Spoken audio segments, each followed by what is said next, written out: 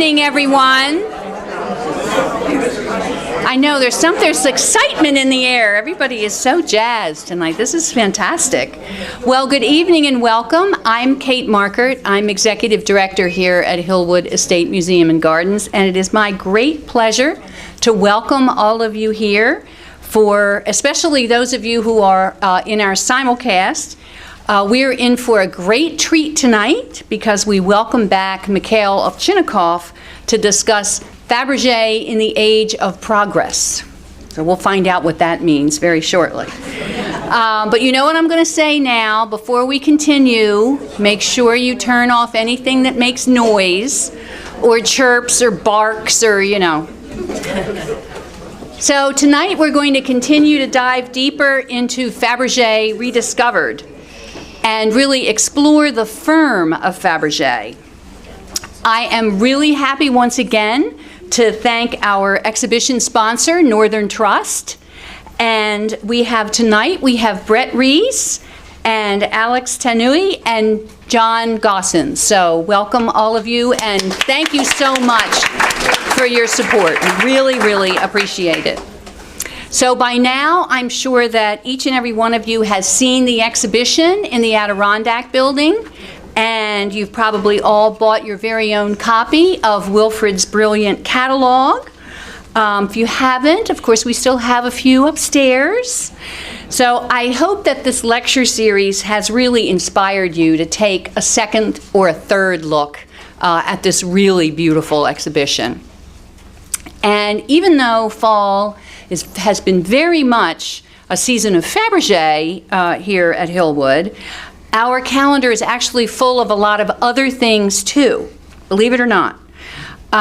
There are seasonal garden tours, and the gardens are just incredible now. And we also grow a lot of very unusual chrysanthemums, and they are all throughout the garden. And we have garden tours of the production house, and you can see all the chrysanthemums. So there's lots to do chrysanthemum-wise here.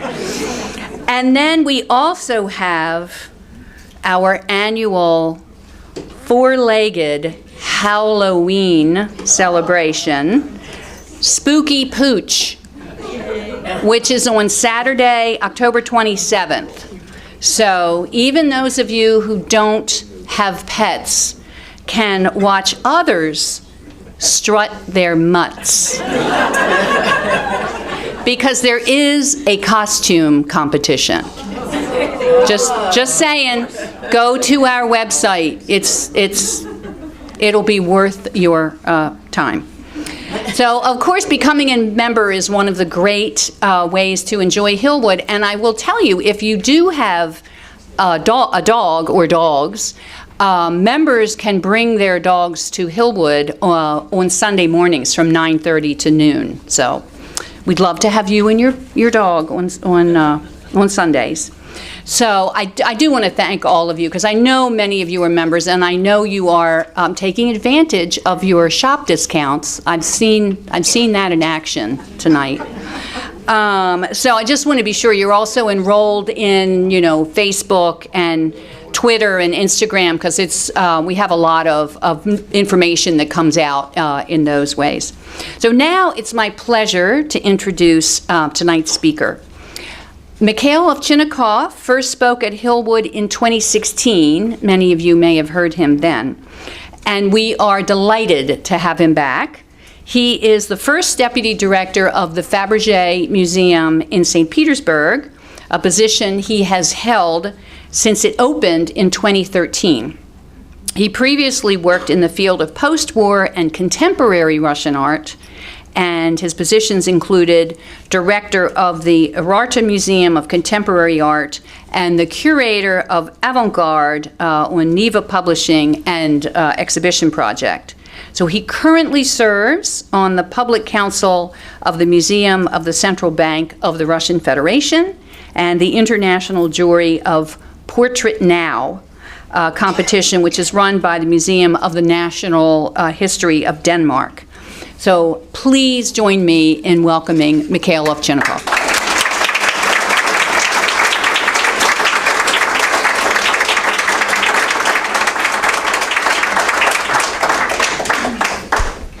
Good evening, ladies and gentlemen, and thank you for this warm welcome. It's a complete pleasure and honor for me to be here, to be back to Hillwood. It's a fantastic, beautiful, beautiful place, and a very strong and very important museum, at least for everyone who is involved into Fabergé collections and Fabergé studies. And first of all, I would like to congratulate the team of Hillwood Museum with the exhibition which I just saw a few hours ago. It's really brings new light on many of the astonishing Fabergé pieces, and all of you have a really unique opportunity to see some of the loans, which are not easily to be seen. It's true. I was delighted to see the Yusupov egg here. It's a great guest from not a very much open collection, I must say. So it's impressive. It's impressive. Congratulations, Wilfried. Congratulations, Kate, and all the people who contributed to this wonderful exhibition. And I would like to forward warm welcome from St. Petersburg, of course, and I'm really pleased and delighted with the fact that since my first visit here, I may say I would say we established some kind of link between the two museums, and I am very delighted to meet people whom I met already at Fabergé Museum, and those who has not visited yet, please come. We love receiving guests. Okay, and now for the Fabergé in the Age of Progress.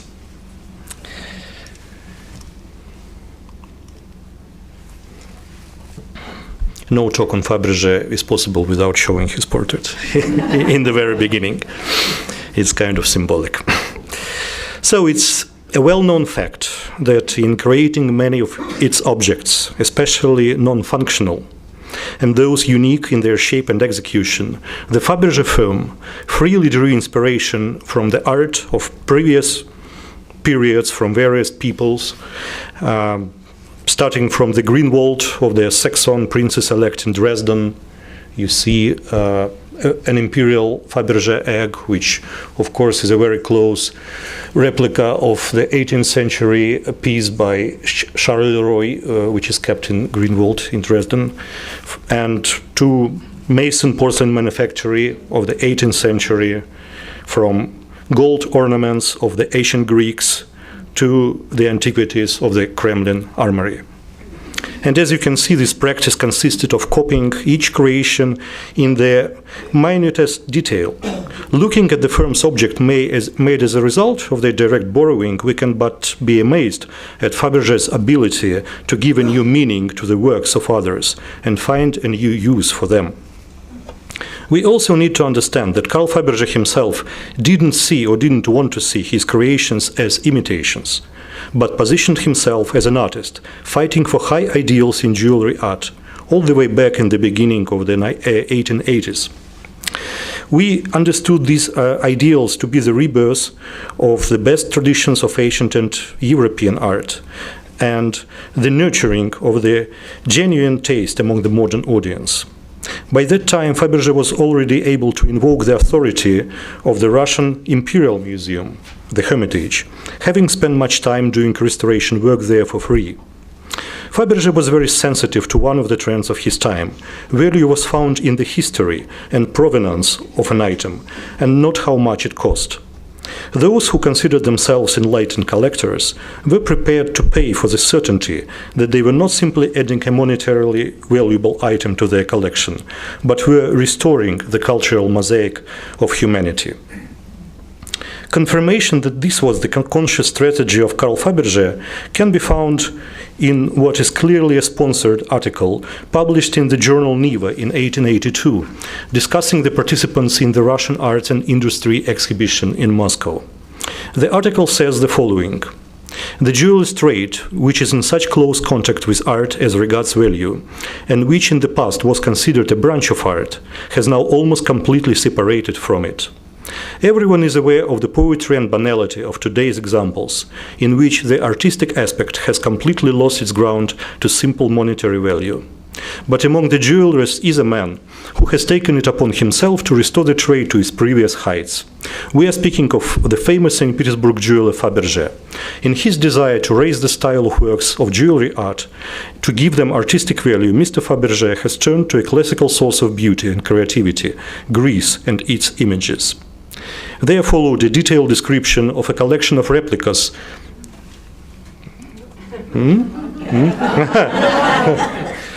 It's tricky. A collection of replicas of items from the Kerchensky treasure which were displayed at the exhibition. And the article's author does not forget, despite the high style of the piece, to advertise the same precious stones he appears to have contempt for, which Mr. Fabergé can supply with an excellent quality and for a reasonable price. Finally, he comes to the predictable conclusion that Mr. Fabergé is inaugurating a new era in the jewelry trade. We wish complete success to his efforts to return to art that which at one time had been the honor of being a part of it. Such rhetoric, here employed for purely commercial ends, but nevertheless revealing the strategy that Carl Fabergé had chosen for his firm, remained in place throughout the firm's entire existence. Fabergé would later call himself an artist jeweler and distance himself from his competitors, whom he would accuse of being solely concerned with commerce. He never ceased to amaze his clients with more and more original and intricate objects, executed in the spirit of the great ancient European artistic styles, and even, though rarely, in the spirit of Russian antiquity. However, the sources that the firm borrowed from changed over time. If we consider that the firm passed into Carl Fabergé's hands and first became widely successful when historicism was at its peak, then it seems completely logical that during those years the firm copied objects made by European jewelers of the Renaissance, Rococo, and Empire, as well as those made in Russia prior to Peter the Great's reign. The modern age brought the firm popular new trends and subject matter.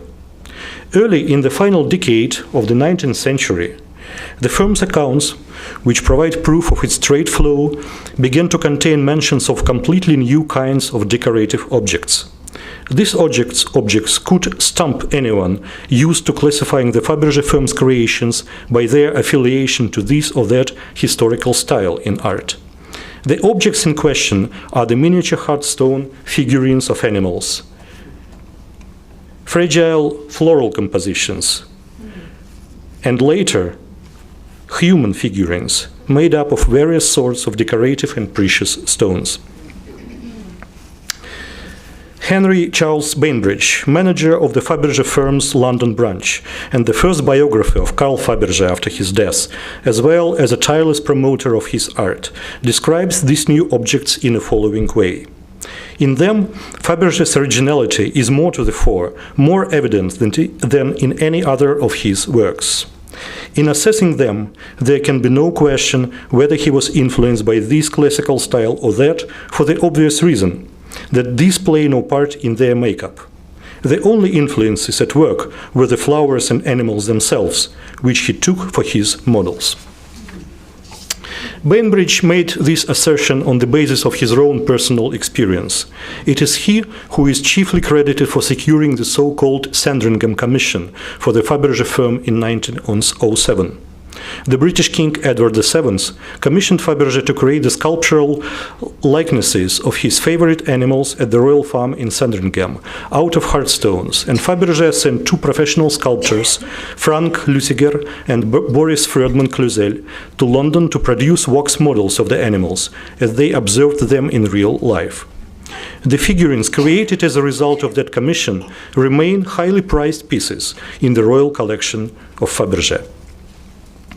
Nonetheless, there can be no doubt that Fabergé would have never received that commission had it not spent nearly 20 years prior to that creating hardstone objects, which, according to the memoirs of Franz Bierbaum, this was the Sandringham Commission. part of it, and this is Franz Bierbaum, the Fabergé firm chief designer, were mostly outsourced to the artisans of Karl Werfel factory and those at the Peterhof lapidary factory, as well as to Hardstone covers in the German city of Ida Oberstein. It is very important to note that neither the Russian nor the German craftsmen engaged in the artistic manipulation of Hardstone and carrying out the Fabergé firm's commission had a tradition of or specialized skills in the creation of three-dimensional miniature animal objects. No such genre existed in European Hardstone carving. It was, however, present in Japanese art. The influence of Japanese netsuke on the Fabergé firm's creative output has been already mentioned by two authors who laid the foundations of Fabergé studies, that is Henry Bainbridge and Kenneth Snowman. Snowman's book contains a photograph of the drawing room in Karl Fabergé's home on 24 Большая Морская Street, with a cabinet which contained a collection of about 500 netsuke.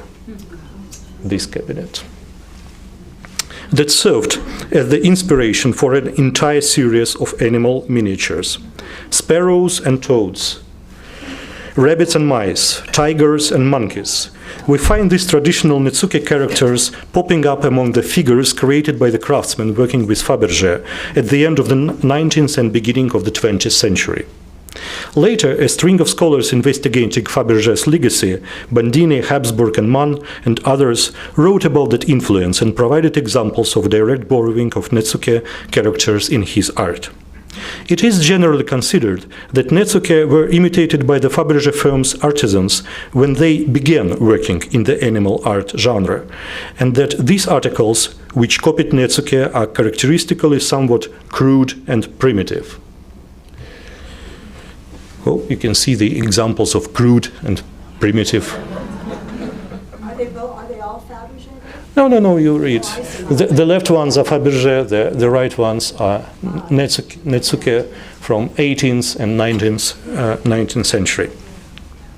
But I would like to give an example that provides a case against such a view and forces us to reconsider the significance that netsuke as part of Japanese culture had for Fabergé. A few years ago, I found myself in the city of Ida Oberstein in the Dreyer family stone carving workshop. It looked a bit different, but it's better than to show the photograph from my trip. I was fortunate enough to meet members of two generations at once. You see this nice German gentleman. In front is Gerd Dreyer and Patrick Dreyer, his son. Gerd was then 76 and is now no longer with us. At the turn of the 20th century, the stone carvers of the Dreyer family worked on commissions they received from the Fabergé firm. As I stated earlier, the tradition of creating miniature Hardstone animal figurines did not exist in Ida Oberstein until it was brought there by Karl Fabergé. To this day, it remains alive in the Dreyer family as well in some others. The Dreyer family heritage is the plaster model of a toad. So this is actually the plaster model. I will show you a better picture. And this one is a modern work by Patrick Dreyer from a very nice piece of colored jasper. So this is our piece.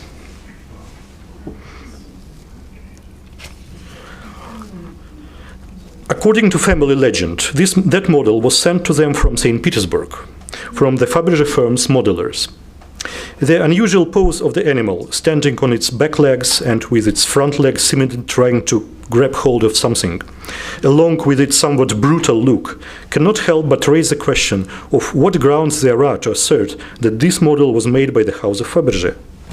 If we continue to quote Henry Bainbridge, we can see how he, in describing the animals crafted by the Fabergé firm's artisans, notes that their main purpose was to charm and soften the hearts of their owners.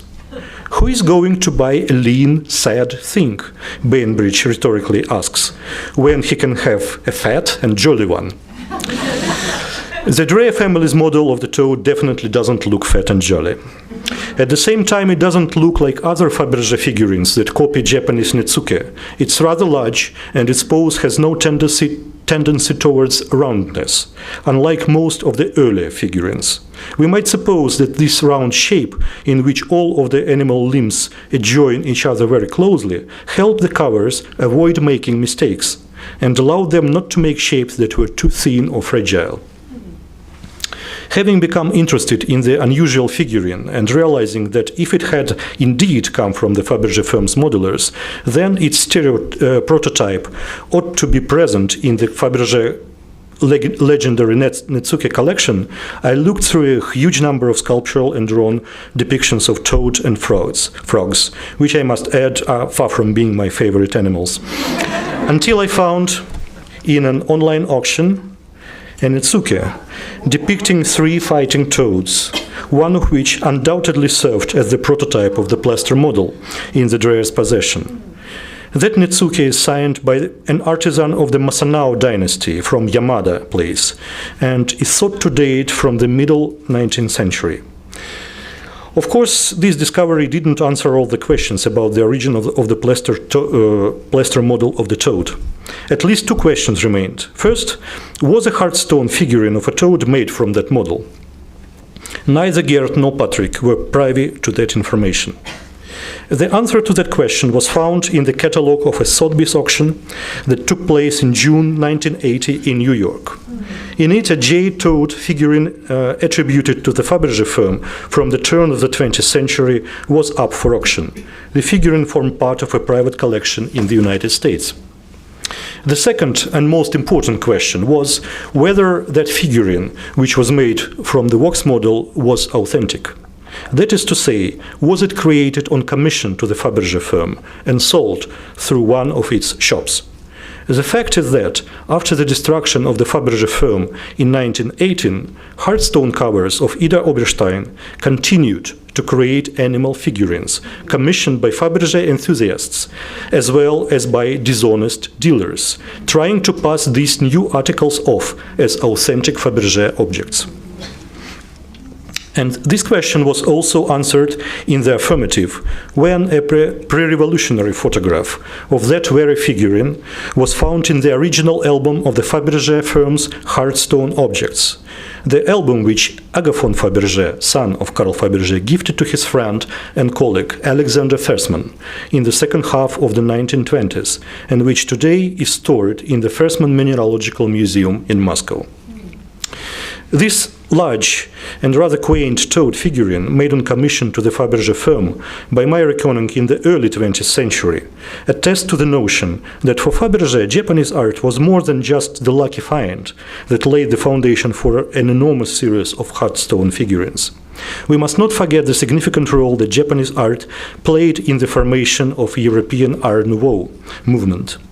This influence showed itself in applied art as well as in theater and in the paintings of the most progressive artists of the time.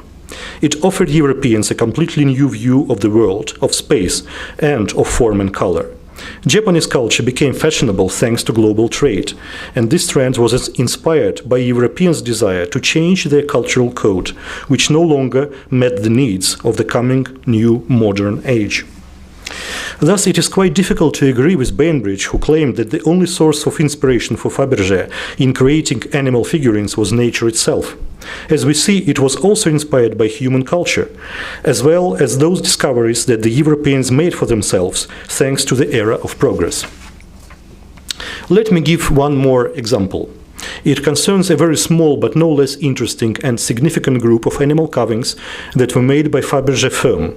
I mean prehistoric animals. Among Fabergé carvings we find Tyrannosaurus,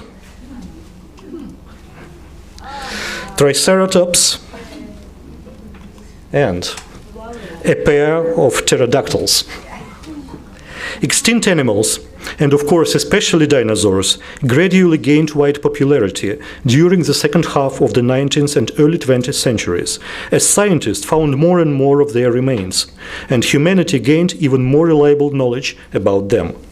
If we look as the representations of the dinosaurs of the times of Fabergé, we will see how quickly the ideas about their appearance had changed, which had been immediately reflected in the vast popular science literature. Comparing them with the works by Fabergé, we understand that the firm created its dinosaurs in the early 20th century. Finding direct prototypes of Fabergé dinosaurs is an interesting and new task that has yet to be completed. I gave this example just in order to show once again, Fabergé was inspired by the popular science agenda of his time, the very spirit of the era of progress. And now, as for the Hardstone human figurines, created by the Fabergé firm roughly between the years of 1908 and 1916, that genre turned out to be dependent not only on the style of Art Nouveau, but on the period of technological progress that accompanied it and which by the end of the 19th century had ushered in the phenomenon of mass production of visual and literary creations. Fabergé firm's Hardstone human figurines, for the most part, belong to the genre called the Russian types, which appeared on many occasions and in many variations in Russian culture throughout the 18th and 19th centuries. This genre was represented in drawings, lithographs, and porcelain statuettes, and later, beginning in the 1860s, in photographs. One of the pioneers of Russian fine art photography was William Carrick, a photographer of Scottish descent who spent most of his life in St. Petersburg. In the 1860s, in his atelier on Malaya Morskaya Street, he created a series of stage snapshots of Russian, or to be more precise, St. Petersburg types. According to his contemporaries, he made as many as 300 photographs in this genre. These photographs captured characters taken from the streets of St. Petersburg, various street vendors, as well as butchers, janitors, carriage drivers, and so on. The first person to notice the uncanny resemblance between some of Fabergé Hardstone figurines and Carrick's types was the director of the Russian branch of Christie's auction house, Alexis Tiesenhausen. This concerns such figurines as the milkmaid, the peasant woman with a yoke, the praying mantis, and perhaps several others. They correspond to Carrick's types, with which they sometimes also share their titles. They were all made at approximately the same time between 1912 and 1913, and in a similar manner. The first two come from Emmanuel Nabel's collection. Whoever chose to render Carrick's works in 3 dimensions and in stone undoubtedly had good taste. Carrick's photographs of Russian types, taken in the middle of 19th century, were at the time of Fabergé still probably the most artistic series made in the genre. Even in his lifetime, Carrick's photographs were sold as entire albums and participated in exhibitions in Russia and abroad, and were published in books, among them the many-volumed popular Picturesque Russia. In the early 20th century, the Universal Postal Union, and later the Society of St. Eugene publishing company, released a series of postcards of William Carrick's Russian types. It's possible that precisely such postcards became the principal means of conveying visual information at that point in history, serving as a template for those who chose the themes for the Fabergé firm's workmasters. If we become better acquainted with Russian postcards of the early 20th century, this suspicion will only increase. It would otherwise be very difficult to explain the striking similarity between the characters in these postcards and such Fabergé figurines as, for example, the coachman. This resemblance can sometimes be seen in several figurines at once, as is the case with characters seemingly lifted from a postcard printed by the Richard Publishing Company, depicting the itinerant painter Sergei Ivanov's artwork family. It's worth noting that Ivanov's sketches for these paintings, which depict the individual figures, were also published as separate postcards. Of course, one could argue that the firm's designers could have had access to both their itinerant paintings and the photographs they used as source material without having had to resort to postcards. We require more convincing arguments that the template for the Fabergé firm human figurines was in fact characters in postcards, that popular item of mass production in the early 20th century. To this end, we'll have to review the works of those Russian artists who worked specifically for publishing companies and created images to be used in series of postcards, a widely observed practice in the Russian Art Nouveau period. And now I am to represent a quite new name and quite new person in Fabergé studies. One of these artists who specifically worked for publishing houses and worked in the artistic postcard genre was the Moscow graphic and state artist Evgeny Sokolov. Today his name is known only to a small circle of specialists and museum workers who have his rare easel paintings in their collections. A brief account of his life and work can be found in the memoirs written by his daughter, Natalia Semper-Sokolova. She mentions that when he was 18, Evgeny Sokolov painted the set pieces and drew sketches for the costumes for a play at the Workers' Theatre of a factory owned by his uncle. The talented young man quickly became a regular at the meetings of the art circle named Sreda, which means Wednesday in Russian, that formed around Vladimir Shmarovin, who collected Russian art and antique wares and was a close friend of many artists of the time. Sreda would gather at Shmarovin's home in the Arbatskaya Square region in Moscow. Semper-Sokolova describes these gatherings in this way. The artists who were members of Sreda would show up at Shmarovin's at around 7 o'clock in the evening and sit down at the table in the large hall, the walls of which were covered with paintings. Everything would be prepared for them: Bristol board, paper, brushes, paint. They made whatever they pleased: watercolors, drawings, vignettes, caricatures. The overall style they agreed to work in was that of Russian folklore, which was popular at the time, and it was very amusing. By 10 o'clock, the remaining guests would arrive. The tools would be removed from the table and the artworks put on display to be raffled off or sold. From 1903 to 1906, Evgeny Sokolov had lived in Munich, where he studied at the Art Academy under Franz Stuck, a German symbolist painter. Upon his return to Moscow, Sokolov, who by then had become a full-fledged artist, painted sets for theaters, published caricatures in the satirical publications named Budilnik, the alarm clock, and Valinka, the bagpipe, and drew several series of postcards with Russian folk tales, songs, and proverbs as their theme. The latter can be found in books and catalogs on Russian postcards of the late 19th and early 20th century. Among these are a series of characters from Russian folk tales, published by the Universal Postal Union of Russia, a series based on Russian songs and ditties, so-called частушки, published by Kudinova and Co., and the even more flippant series Days of the Week, published by the Universal Postal Union of Russia and the Kirsten Lithographic Printing House. The images in Evgeny Sokolov's postcards are thus described by Maria Nashokina, a Russian leading Art Nouveau specialist and author of the monograph Art Postcards of Russian Art Nouveau. The contrast between the images and texts in most of his drawings created a very distinct and vivid image of peasant Russia in the viewer's mind, neither sugar-coated nor dramatically destitute, but rather folkloric, not always attractive, and at times even repelling, generated not only from archaic folk costumes and customs, but from the idiosyncrasies of their worldview, with its inconsistent ethics, morality, and humor.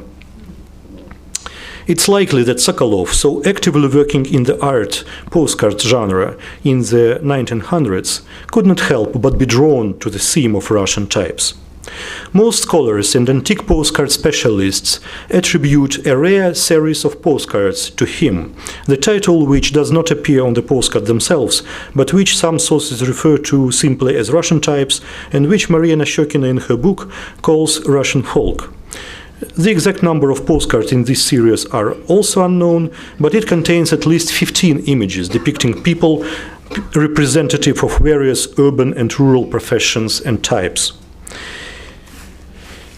Each drawing is accompanied by an ironic poem, mostly of rather modest poetic merit, characterizing the person depicted.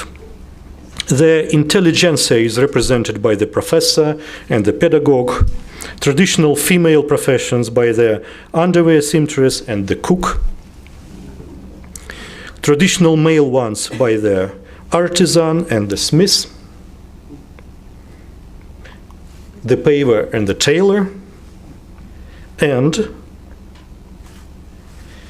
janitor, the house painter, the digger, and the carpenter. And lastly, there are two more characters in Sokolov's postcards whom I see as a pair complementing each other, the Holy Father and the Christian. I see them as a pair because the Holy Father image is accompanied by the following lines of poetry. But answer me, Christians, whom call you the cursed stallion breed? Can you tell me? These lines are taken from Nikolai Nekrasov's poem, very famous poem, Who is Happy in Russia? Specifically, part 1, chapter 1, appropriately titled The Priest. Nekrasov's character addresses this question to peasants complaining of their fate. Russian commoners really did call clergymen and priests the stallion breed and long-maned, and these Nekrasov's Christians are forced to admit. It seems that it was precisely such a Christian whom Sokolov depicted on his last postcard. Sokolov's series of postcards with Russian types undoubtedly appeared in the period between 1904 and 1908. This is because the reverse side of these, as they were called, open letters, is divided into two parts, one part for the address and another one for text itself. And this kind of postcard first appeared in 1904. As for the letter date, it is confirmed by the janitor postcard, which passed through the postal service and was sent from Novocherkassk to Tomsk in October 1908. You can see the date in the right corner.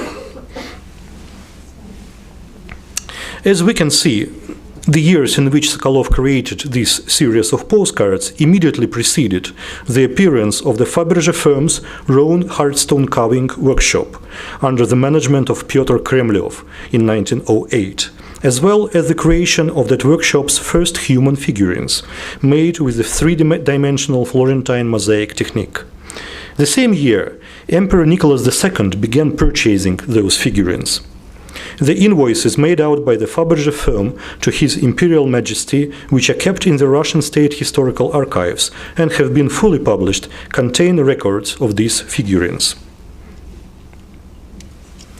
To wit, the invoice dated April 2nd, 1908, contains the janitor's statuette, priced at 545 rubles, the digger at 480 rubles, and the priest at 525 rubles. In August 1909, the emperor purchased the figurine of a carpenter for 650 rubles.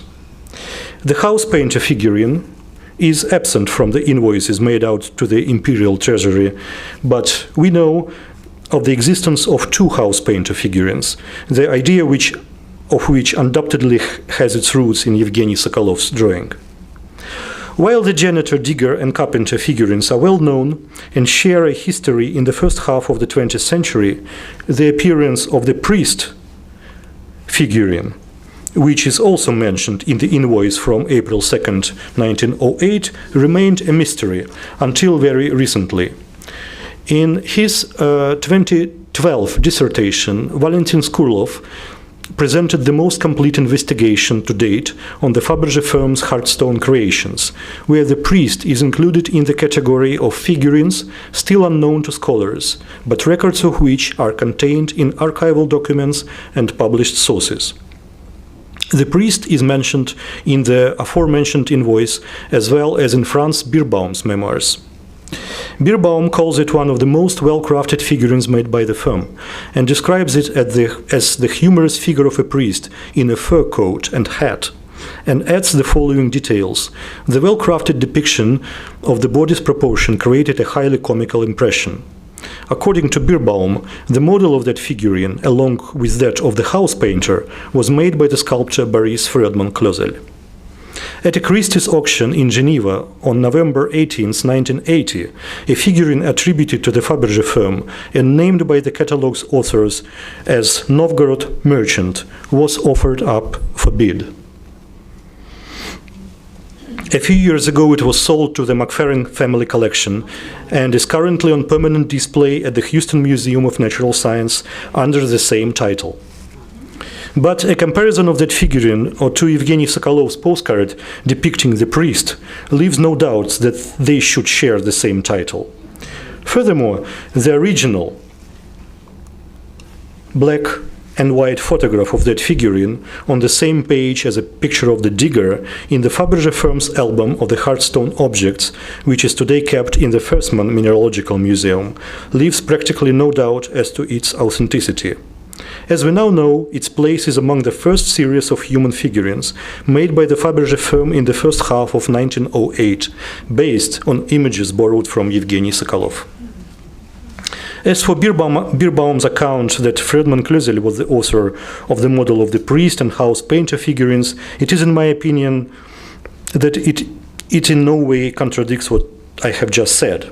It is common knowledge that Friedman Klozel carried out important work for the Fabergé firm not only in St. Petersburg but in Great Britain as early as 1907, and he very well may have created the models for all of those figurines. However, in that case, he would have had to create models drawn from another artist's drawings, and of one working in a manner far removed from his own.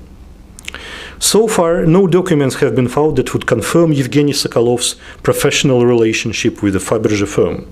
However, I believe that no such documents existed, just as Fabergé had no contracts with the Greenwald in Dresden, the publishers of Fyodor Sontsev's book Antiquities of the Russian State, porcelain manufacturers, Japanese Netsuke covers, and many other old and new authors and collections whose works the Fabergé firm used as direct prototypes for their creation.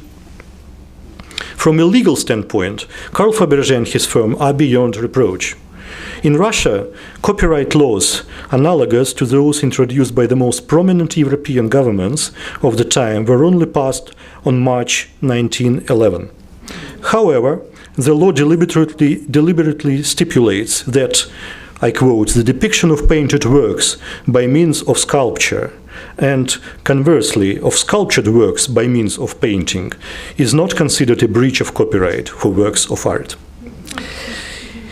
In addition to the legal question, there might be an aesthetic challenge. Should we think less of Carl Fabergé because he used mass-produced artistic commodities as templates?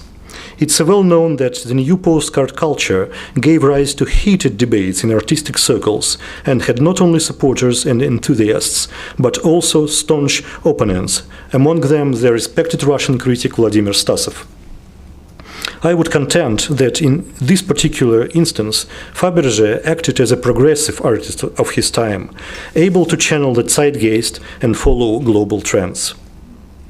In 1874, 22 countries, including Russia, found the Universal Postal Union, which over the next few years approved standards for postcards and coordinated their free circulation around the world without any border hindrance. The turn of the century statistic cited in Maria Nashokina's book is astonishing. On the territory of the countries participating in the Universal Postal Union, 1,750,000,000 postcards were transported in 1894 alone. while in the period from 1984 to 1919, that number reached 140 billion. With this in mind, it would not be an exaggeration to suggest that in terms of the exchange of visual information, and that includes fine art, photography, drawings, and lithographs, postcards in the Fabergé firm's heyday played a similar role that the Internet does today. And therefore, it's no surprise that just as artists and designers today in every country of the world use the Internet to gather and analyze information necessary to their work, in Fabergé's heyday, postcards were used to the same end. Interesting. Thank you.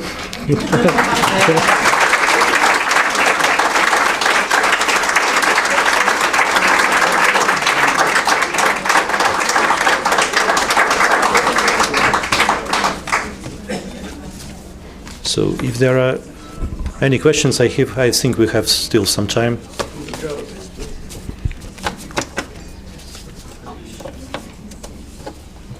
Well, just, yeah.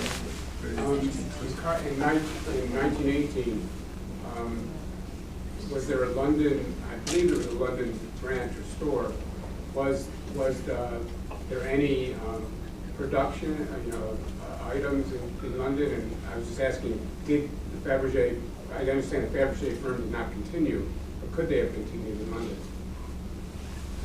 So, excuse me, what is the question? The question is, could the Fabergé name continue in London after 1918? Well, I think that you should really address this question to Kieran McCarthy, who is the main researcher of the Fabergé in London topic. But you have to just notice that London, it was a shop.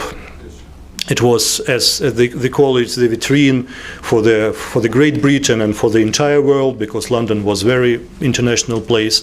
But there was no production there, and there were a lot of complications after the goldsmith company brought Fabergé to the court. It's another famous story connected with the London branch.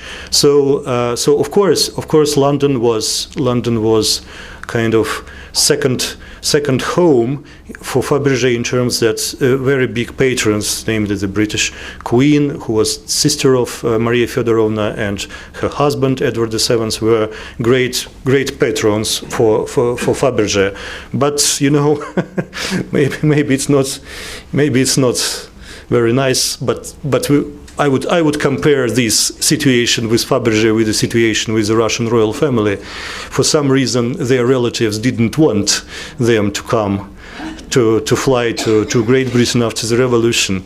So I don't think that Fabergé would have any chance to re-establish himself in London.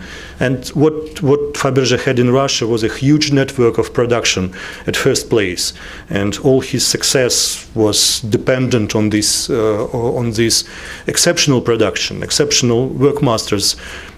Russians, Finns, Sweden, and others who worked for him in St. Petersburg. So I think the answer is no, it was not possible. It was not possible. He would have nothing to sell. And of course, the tragic circumstances of the Russian Revolution played the main role, I think, because everything was just taken and destroyed, and they had to flee to outside Russia. So it's an unfortunate story, but I think if analyzing, the answer would be no, it was not possible. Yes, hello. Since we're talking about technology, I'm curious about whether advancements in technology were utilized in the production of Fabergé's work. Was it all done by hand, or were there machineries or things along those lines that were also utilized in the workshop? No, you know that, for instance, during the First World War, the Great War, Fabergé very quickly turned his production adjusted his production to producing lots of different pieces made from precious and non-precious materials, and of course he had this mobility to convert his production. Of course, the handcraft was at the peak, was most important, and the fact that each piece by Faberge had to be unique was important too. But he used the technologies he had in those times. For instance, but the question is, have they changed really from that time? You know that, for instance, if speaking of stone carvings, if we look through the 20th century, because many artists, many artisans want to continue this production of Fabergé-like animals and human figurines and other functional objects made of hard stones, but the technology didn't change from the times of Fabergé until 1980s. I studied it from the first hands source from this Dreyer's family I meant. They showed me, because they have been stone carvers in 6 generations, and they showed me the production they made in 19th century, then in time of Fabergé, when Fabergé said to commission them, the articles, and the next generations until today. And the ways they produced their stone carvings, and they are, by some people and by some institutions, ranked as number one in the world, the top possible artistic quality. And they changed their production ways only in 1980s, when the new type of diamond tools came into being, and so they now create fantastic things from the technical standpoint, but at the same time they cannot achieve the effect of this rather simple, as we understand today, Fabergé pieces. So yes, the handcraft was the main thing for Fabergé, I believe. For human figures, they're stone, but they're different colors. So is it two or three different stones, or is one stone, and how do they color it? Oh, I'm sorry, I didn't tell that. Yes, of course. The technique is what we call the Florentine mosaic, and it means that it has to be put together from many types of different colors, types of stone. So all these Fabergé figurines you have seen, there are no paint, no enamel on their surface. All the colors are the natural colors of different types of stones. So then how do they put them together? Yes, they use the fish glue and they used different kinds of binding, so, and then polished the surface, so you can, when you have these figures in your hands, you can hardly see these, places of when the two types of stones are put together. I really should say more about these figurines. Thank you very much.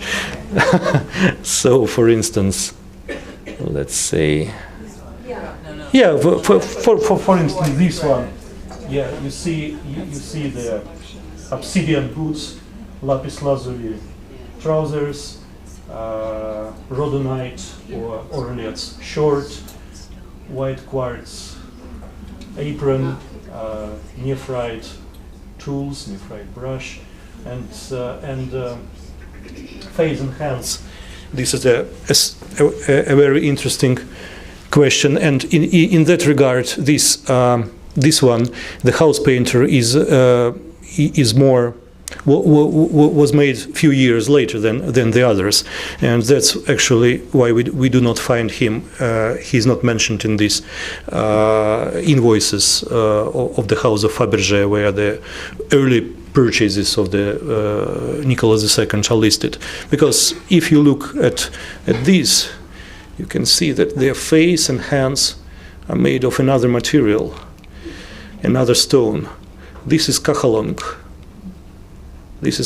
And it serves much better for for the means of sculpture. You can see all the features of the face, and that's why I believe that Boris Fredman Cluzel, as a professional sculptor, would advise the stone cutters to use this type of stones, because if you make a precise, a realistic face, you have to use this non-transparent material.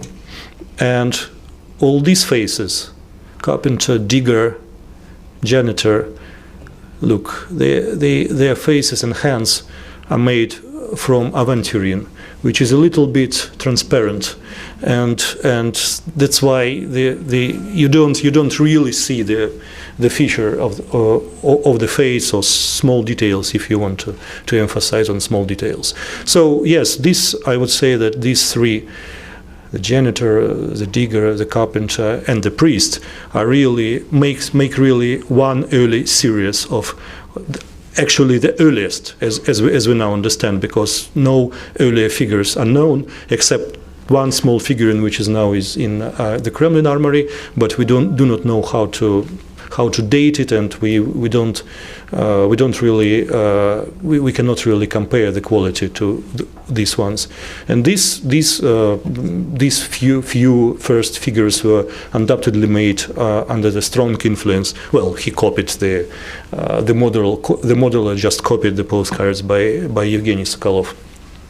And the carpenter appeared, I believe, in the latest research by Dmitry Krivoshay. One of our colleagues showed that it's likely to be done in 1912, I believe, in 1912. So this is among the later pieces. And if we would have better representations, you would see that they are really different in the sculptural quality, not in the quality of stone carving, but the model was much more professionally done. Especially it's true for the second model of the house painter, which is, athletic with strong neck, and look at this. It's humorous. It comes from these nice drawings, which can be, if you want, called caricatures, right?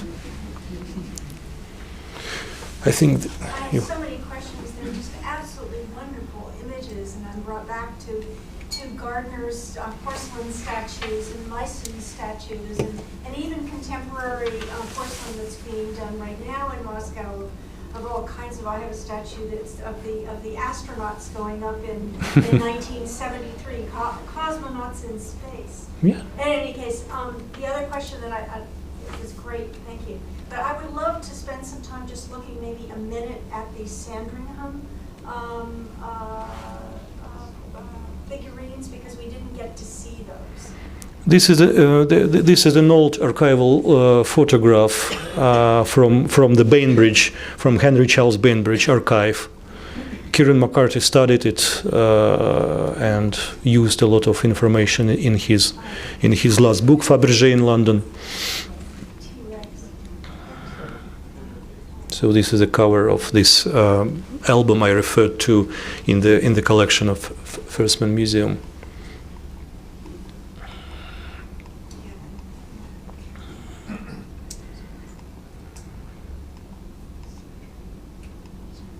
Yeah. So you know that the British Royal Collection is the biggest collection in the world, and the best collection in the world of Hardstone animal carvings. I think you had lecture by Caroline DeGito, the lucky curator of this collection, and maybe she has shown you the fantastic images, again from the Bainbridge archive, of the shelves at Buckingham Palace, full of these figurines, hundreds of them. I recall one situation when I started to ask Caroline something about one of the elephants, small carvings from her collection, and she told me, she answered, and then she told me, look, I have 75 elephants, so I do not remember everything.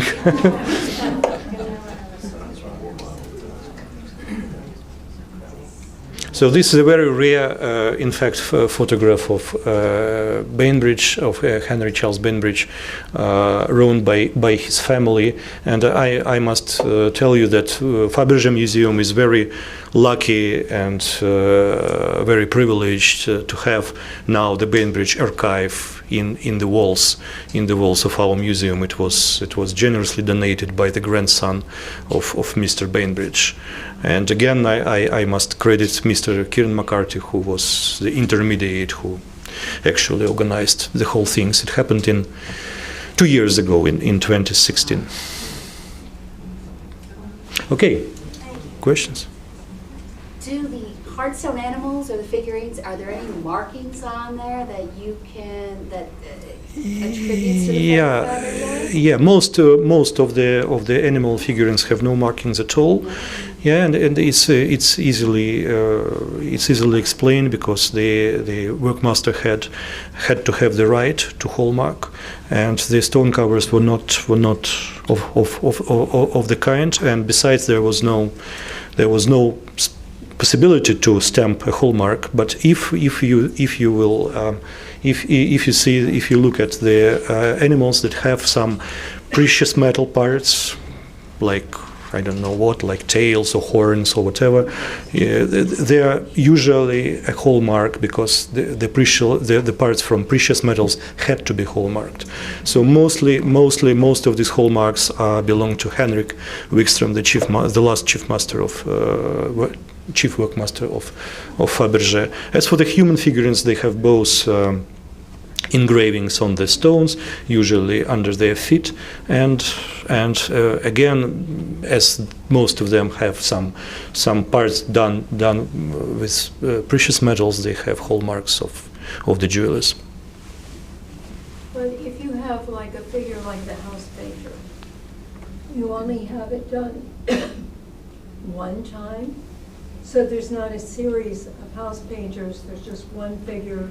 He followed the same trend that he had with the other objects. Well, yes, you're right. As it's true for other kinds of objects, there can be variations, but very few of them. We know that there are two of the coachmen, one in the coat, in lapis lazuli coat, which I showed you, another in nephrite. There are two figurines, recorded figurines of John Bull, the typical Englishman, because Fabergé executed not only Russian but British types as well, few of them, but still. And there are two house painters that we know. So maybe one or two.